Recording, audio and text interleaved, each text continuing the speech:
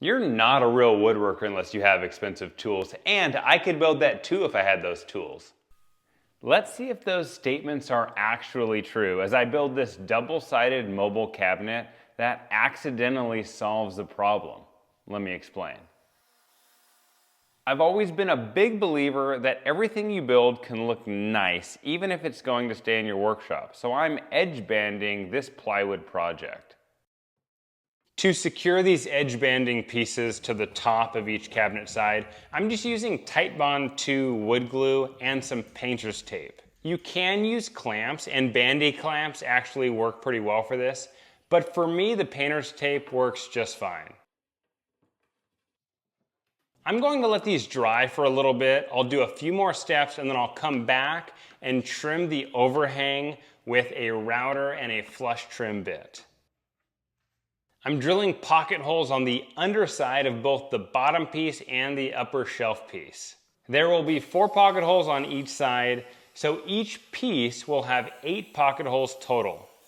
You'll notice that so far I have not used any expensive tools and accessories during this project, and I'll dive into why that is in a little bit.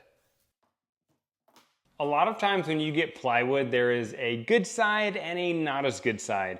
Just make sure you're drilling the pocket holes on the side that you deem not as attractive, because that side will not be seen. Now I'm cutting dados in the bottom, upper shelf, and vertical divider pieces. I did some test cuts off camera to make sure that the 3/4 inch plywood I'm using for this project fits nicely into these dados. A funny thing happened when I got this project all finished. My wife came out and said that she actually wanted it to be in our house, which was a big surprise to me. I'm using a bottom bearing flush trim bit to cut this edge banding nice and flush with the plywood. Before I use my router, I'm going to use this little handsaw to cut off some of the excess on the sides. When I started woodworking, I had heard that you need certain tools to be a real woodworker, and I looked some of them up and they were pretty expensive. I did not have the funds to buy all the tools that I thought I needed, so I started by buying the inexpensive versions of the tools that I needed for each project that I was building. And I still use a lot of those inexpensive tools now, and you see me using them here in this project. I'm using this DeWalt drill to drill in these pocket hole screws to make this look like a cabinet. I used the Bosch corded router to trim the edge banding. I used my rigid job site saw to cut all the pieces for this cabinet, and it's turning out pretty well. Now, do a lot of times more expensive tools make our lives more convenient or efficient or cut with more precision? Sure, but do we need them?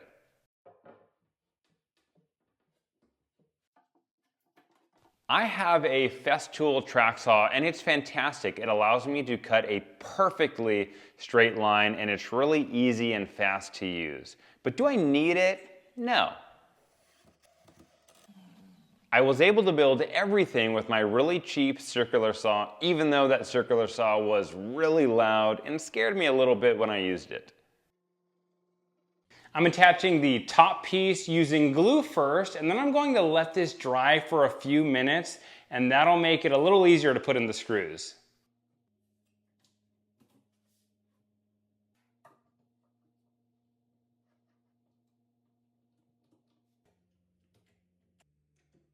I'm drilling a recess about 1/4 inch with a 3/8 inch Forstner bit, and then I'm pre-drilling a hole for the screws. This will ensure that the plywood top does not split.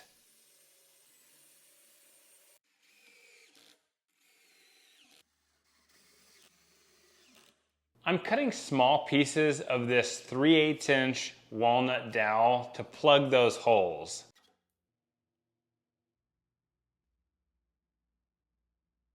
I'm using glue to secure these into the holes, and then I'll let them dry a little bit for 5 or 10 minutes, and I'll come back and cut them flush with a flush trim saw. And if you don't have a flush trim saw, that's totally fine. You can just sand these down.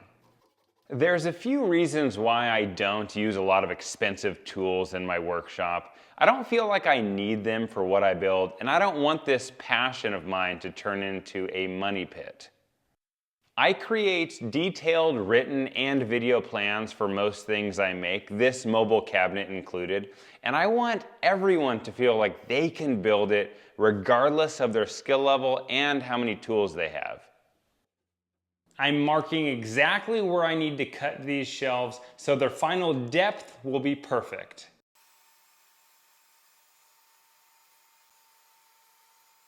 I'm installing the shelves with just glue first, and then I'm going to clamp those in place, and I'm going to wait about 30 or 40 minutes and let the glue set.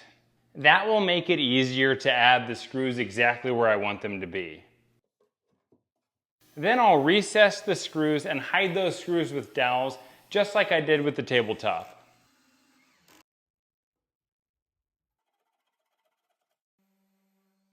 I'm taking the edge banding strips that I cut earlier, and I'm cutting them down to the sizes they need to be for the face of the cabinet. I'm using glue and painter's tape to attach this edge banding, just like I did earlier in the build. When I'm all done taping this side, I'm just going to flip it over and do the exact same thing to the other side.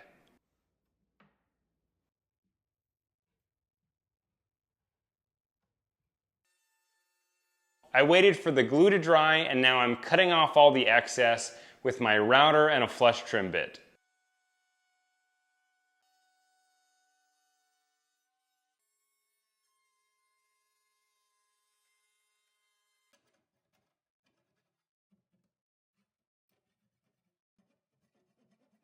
Now I'm drilling the holes where I will put the dowel railings through, and I will secure the railing with wood glue.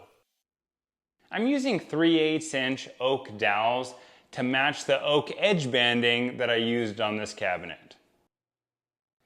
Now, do I feel like you have to have certain expensive tools to be a real woodworker? Absolutely not. A real woodworker is somebody who builds something, period, regardless of how nice it is. You can build really nice heirloom pieces of furniture with really inexpensive tools. But there's also no shame in having expensive tools because they can be really fun to use. And as I mentioned, they can be more efficient and more accurate. Now, when people say, oh, I could build that too if I had those expensive tools, I really think they're just looking for an excuse not to build something because you can really build almost anything with inexpensive tools. When I put finish on this cabinet and got it all completed, my wife liked it so much she wanted to use it as a coffee bar in our house, so I may be building another one of these in the near future. To find the exact size that the drawer fronts and backs need to be, I'm taking 2 drawer slides and 2 scrap pieces of 1/2 inch plywood and putting them against one of the inside pieces of the cabinet. Then I'm measuring the distance from that to the other side of the cabinet. I'm now using glue and screws to put these drawer boxes together.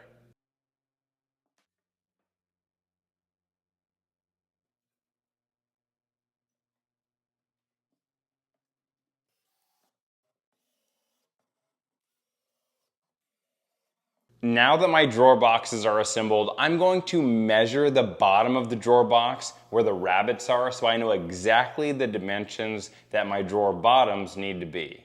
I'm using wood glue and clamps to secure these drawer bottoms in place. Now, what problem did I accidentally solve with this double-sided mobile cabinet? I'll answer that question right now so you can sit back, relax, and enjoy the rest of the build and see how it turns out. After I released these plans, a friend of mine, Logan Newman of Newman Specials Woodwork, messaged me and said, hey, this would be perfect for underneath my table saw.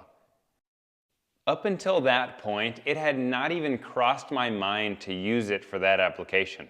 So I went in my shop and checked to see if it would fit under my rigid job site saw.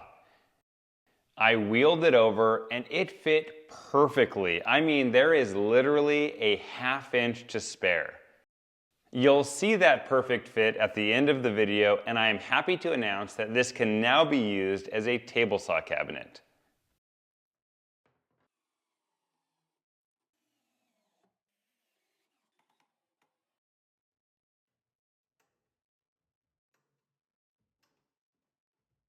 I'm now cutting the drawer faces to their final dimensions on the table saw, and I'm using 1/2-inch plywood for these. I'm cutting all 3 drawer faces out of one section of plywood so that the grain can be continuous. You'll see what I mean by that when I put these drawer faces next to each other.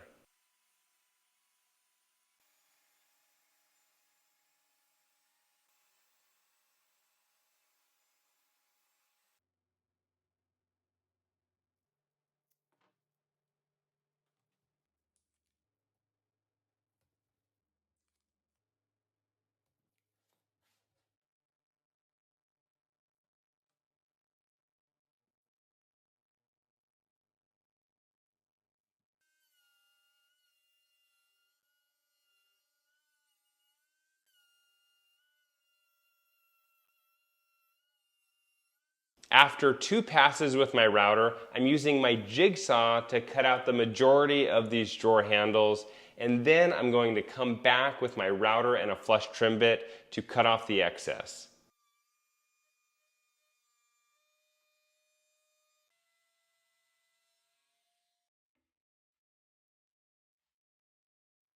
For the other 2 drawer faces, I'm going to mark where the drawer handle will be, then use a jigsaw to cut out the majority of the drawer handle, then my flush trim bit on my router to cut out the handles perfectly.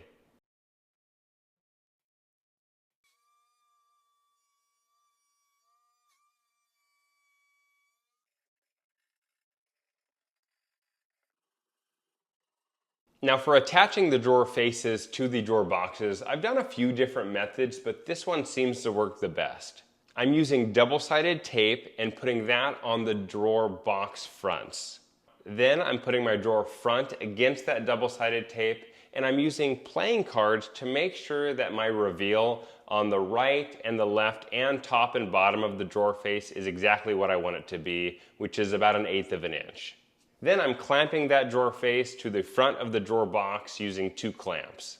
Now using playing cards for the reveals works really well. Just make sure you have the same number of playing cards on the right and left side of the drawer face, and that will ensure that the reveal is the same on both sides.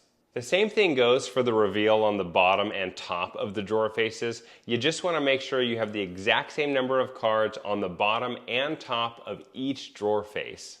Now I'm going to pull out the drawer and use 4 recessed screws to permanently attach the drawer face to the drawer box.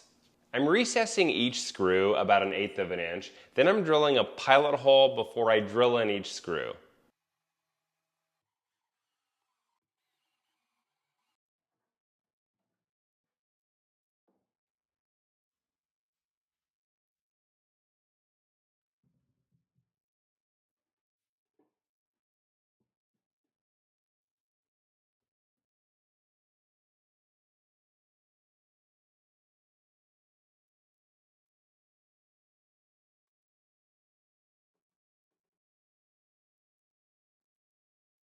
This is just going to stay in my workshop, so I'm putting 1 coat of finish on everything.